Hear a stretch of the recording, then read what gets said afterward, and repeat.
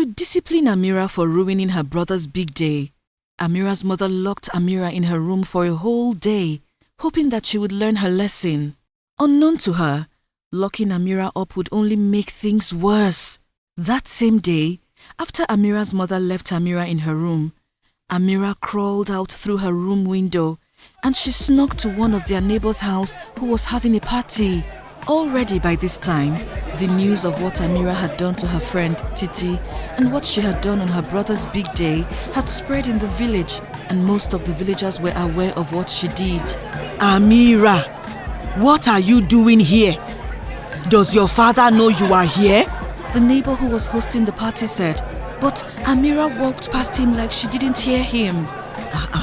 Is this girl deaf? I know what to do. I will report you to your father.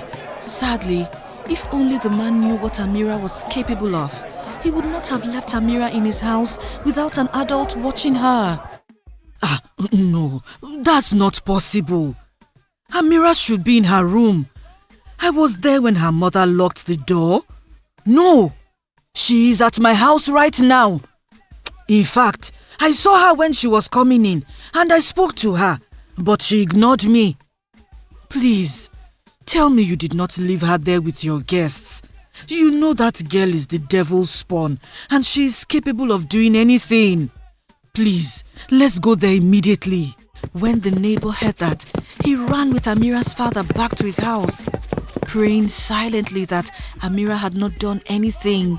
Unfortunately, Amira had done the worst thing anyone could do to a party. Without asking for permission, Amira began drinking the wine and eating the food that had been displayed on the table. She had messed up everything, drank from the wine jug directly, and even dug her fingers into the different dishes, thereby making it unpresentable for the other guests to eat. Amira! Come here! Her father called Amira angrily, and as soon as she got closer, he slapped her in front of everyone. I'm about to close my eyes now. Before I open them, I want you to disappear from here! Upon seeing that her father was very angry, Amira ran out of the neighbor's house. My neighbor, I'm really sorry for this. I don't even know what to say. This girl has given me so much headache these past few months. I have 3 daughters, and none of them would dare do something like this. You have to control your daughter. If not, she will do worse. Now, that aside, you will have to pay for all the damages your daughter has done. And as for the cooking, please send your wife over to come and help my wife with the cooking. Please, how much do I have to pay? If you need extra hands, I don't even mind helping with the cooking. Since the neighbor was a kind man and a good friend to Amira's father, he didn't charge a lot for the damages.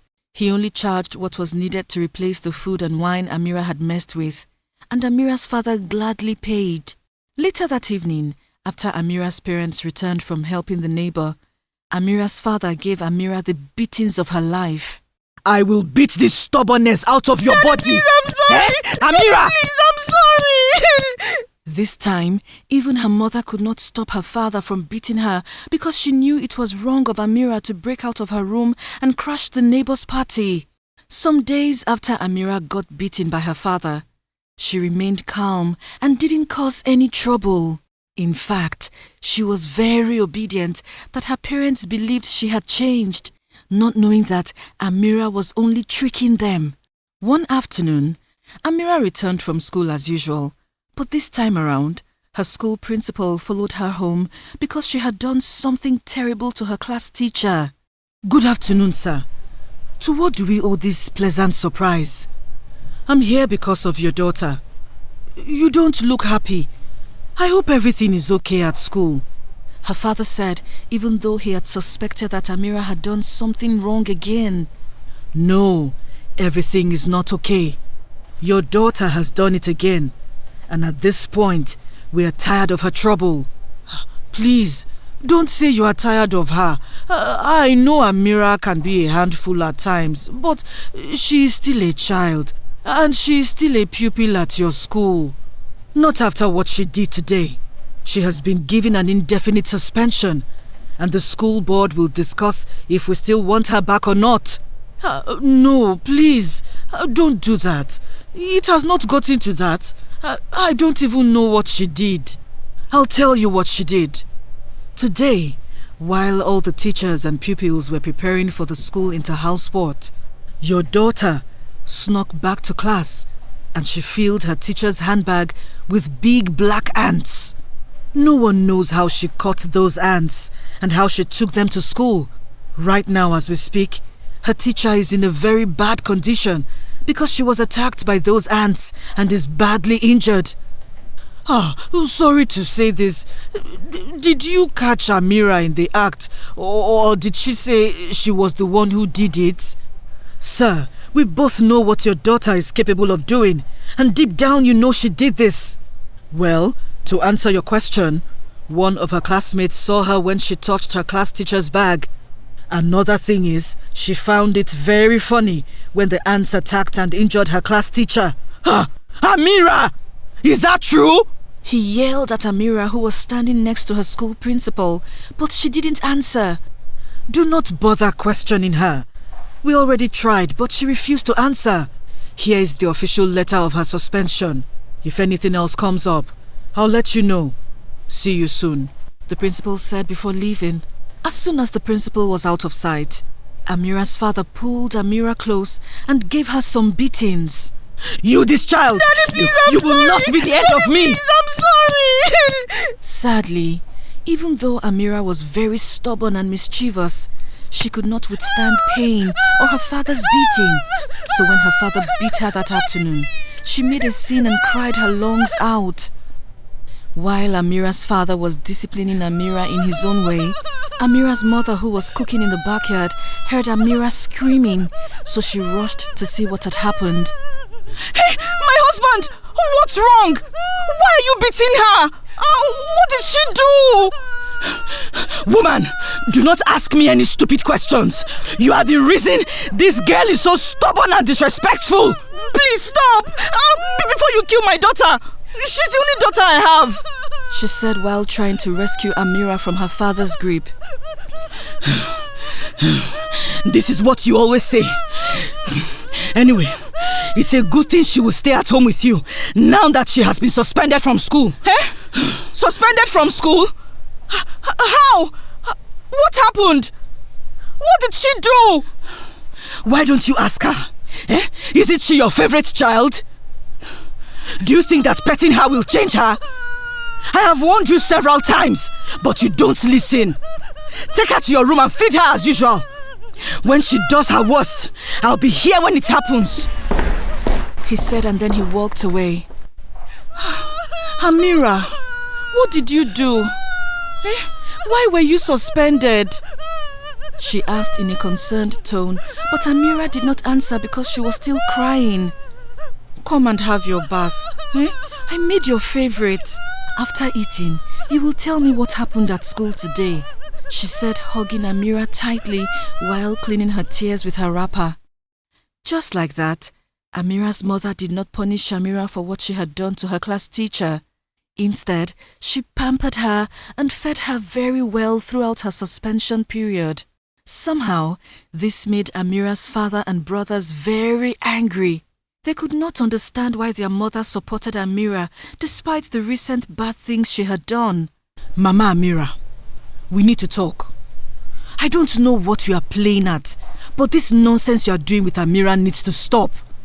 How is the girl supposed to learn from her mistakes when you keep treating her like an egg? My husband, I cannot believe this is coming from you. So even if the outsiders hate our daughter, will you hate her too? If there's anyone who hates our daughter in this situation, it's you.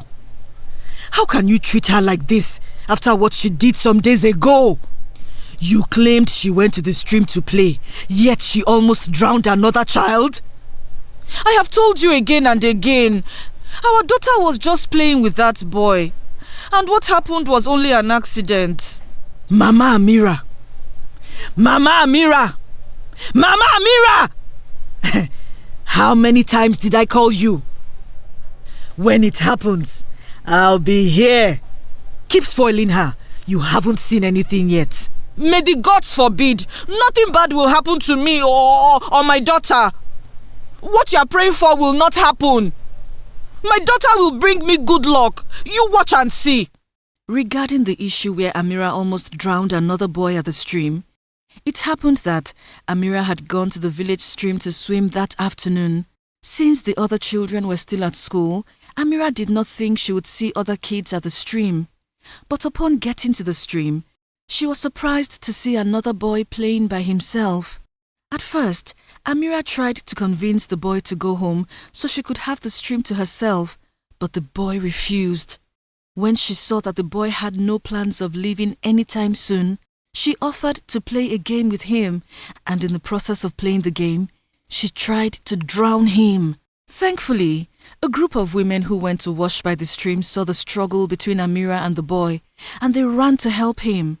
When the issue was reported to Amira's father, he tried to punish Amira, but her mother wouldn't let him. Seeing that Amira's mother had become a barrier, Amira's father withdrew himself from everything that had to do with Amira. Whenever someone in the village would go to him to report what Amira had done, he would just tell the person to go to Amira's mother instead. It even got to a time when the villagers were tired of Amira and her mischievous habit. So they stopped complaining and would try their best to ignore her. In Kanatu village, towards the end of every year, the villagers would come together to offer a sacrifice to the gods. It was almost like a Thanksgiving sacrifice, and at the end of their 3-day festival, they would put meat, yam, oil, dry fish and some kola nut in a sacrificial pot, and they would place it at the village crossroads. To ensure that the sacrifice was sacred, no one except the village native doctor would pass through that road for 7 days. Despite knowing all this, Amira decided to disobey the rules of the land. The day after the sacrifice had been placed at the crossroad, Amira snuck out of her parents' house and she went there. Upon getting there, she took out the dry fish from the sacrificial pot and she ate it on the spot. As if that was not enough, she ate all the meat too and ate a bit of the kola nut. Unknown to Amira, it was a taboo to eat the food of the gods. Somehow, she thought she would get away with it like she did with the other atrocities she had committed. Unfortunately for Amira, she didn't make it back home alive. Delicious. After eating the meat and kola nut, she fell asleep close to the pot, but she never woke up. Some hours later, when the village native doctor went to the crossroad, he saw Amira's dead body and he informed her parents. Sadly, because Amira had broken a sacred rule, her body was buried in the village's evil forest as punishment, and nothing her mother said or did could change the mind of the angry villagers. The end. Did you enjoy this story? Tell us your favorite parts in the comment section below. Please like, share and subscribe to our channel. Also, do not forget to follow us on Facebook and Instagram. Thank you.